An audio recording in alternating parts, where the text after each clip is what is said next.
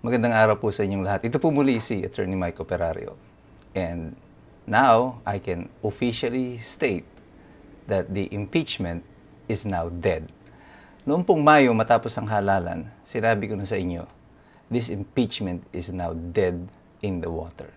At maraming mga natuwa, mas natuwa, pero meron din mga bumabati ko sa akin na sino daw ba ako, para daw ba ako si Padam Auring, na ako na nagsasabi that the impeachment is dead, hindi pa raw ito patay. At ganoon pa rin ang inaasahan din ng mga prosecutors sa House, sina ex-senator and now Congressman Leila de Lima, and the supposed prosecutors na so eager na umpisa na itong impeachment.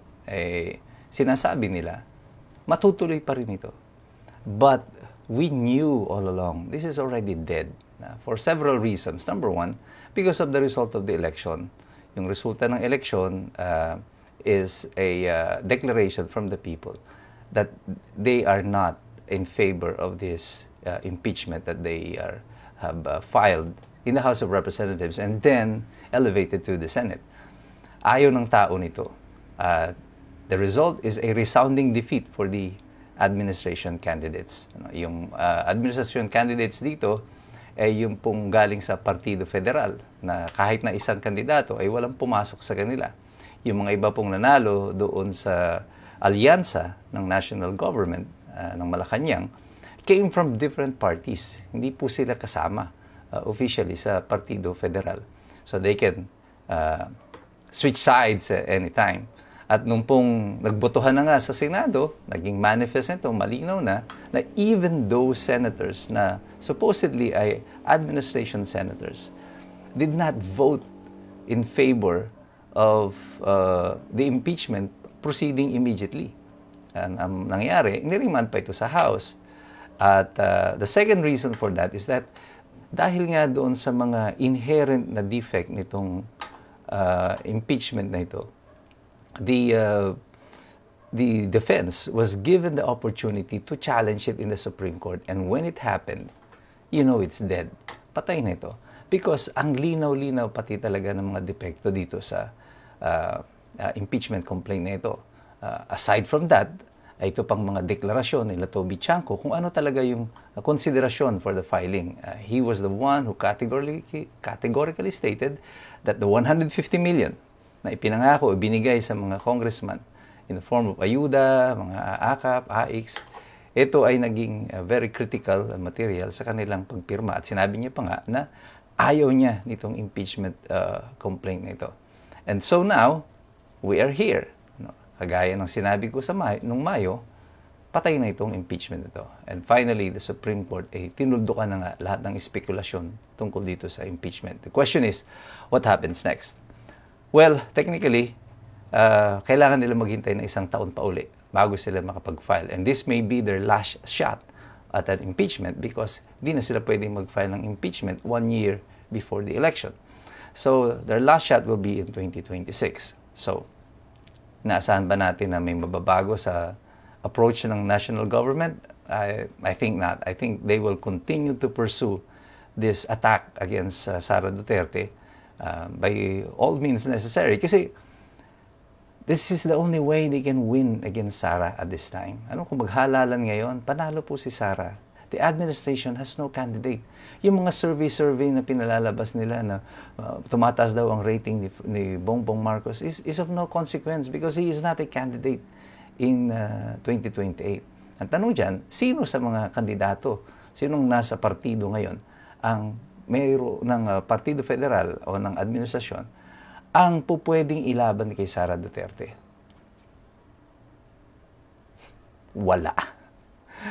Wala pong pupwede. Ang ginugroom nila si Romualdez na potential candidate is really not picking up. People don't like him. Ayaw ng tao sa kanya. Trapong-trapo kasi ang dating niya. Remember yung kanyang pagpapamasa? Hey! Didn't work. Umubra lang yan sa Leyte kasi wala siyang kalaban. Kasi sa tulong ng COMELEC na disqualify yung kanyang kalaban. He can only win pag wala siyang kalaban. But pitted against Sara Duterte, it's a no-brainer. It's no match at all. The only way that they can win against Sara is to prevent her from running. So, history is also against kay Speaker Romualdez. Wala pang Speaker of the House who ran for President ever won. Simulan po natin yan sa kauna-unahang naging Speaker after the EDSA Revolution, si Ramon Mitra ng LDP. He was defeated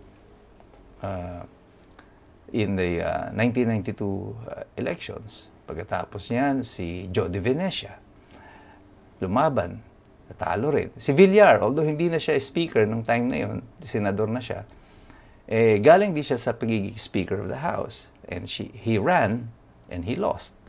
So history is definitely against kay Speaker Romualdez sa kanyang ambisyon na maging presidente. So what's next? Well, aside from filing an impeachment complaint in 2026, I think Plan B will be the Ombudsman. Ito siguro ang dahilan kung bakit si Boying Rimulya is so eager to be appointed as Ombudsman. There are two reasons, I think. One, he's protecting himself kasi alam niya, pababa na si BBM at pag wala na si BBM, wala na siya. So he has to have a position that will extend beyond the term of BBM. So ito yun, yung Ombudsman has a term that will extend beyond the term ni Marcos. He can also protect themselves at saka sila Marcos at yung kanilang mga kaalyado. And kung siya ay ma-appoint as Ombudsman, he can go against Sara Duterte pagdating sa pag-upo niya bilang Ombudsman. Kaya marami pa silang cards on the table that are at play at marami pa silang gagawin. Ang tanong lang dyan ay, kagaya ng ibang mga naging plano nila, magsasucceed ba ito?